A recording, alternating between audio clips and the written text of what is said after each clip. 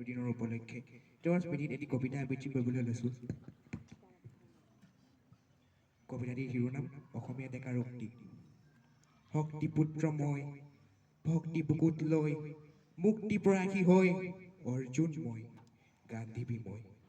ময়ে ধনঞ্জয়, মৃত্যু কৰিছোঁ জয়, মই অসমৰ, মই ভাৰতৰ, মই ডেকা ল'ৰা অগ্নিময়।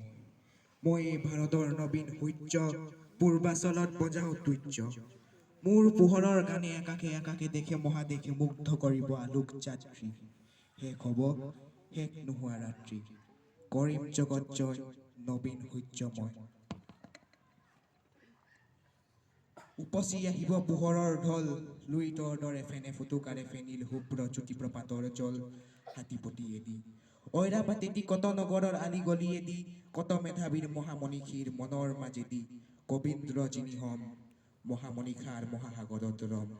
মই লিখা গানে আলোকে আলোকে নতুন বাতৰি কৈ, আলোকৰ এক মহাসংগীত তুলিব পৃথিৱী মই।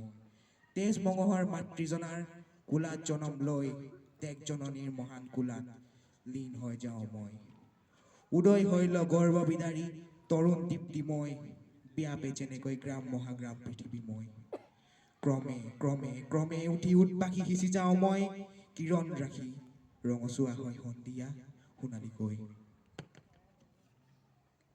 মৃত্যু সাগৰ পাৰ হৈ যাওঁ নতুন পুৱাৰ নতুন বাতৰি লৈ, নতুনৰ জ্যোতি হৈ থৈ যাওঁ মই পৃথিৱী ধুনীয়াকৈ। জনমে জনমে ঘূৰি আহোঁ মোৰ স্বদেশলৈ। ধন্যবাদ। ধন্যবাদ হিমাংশু।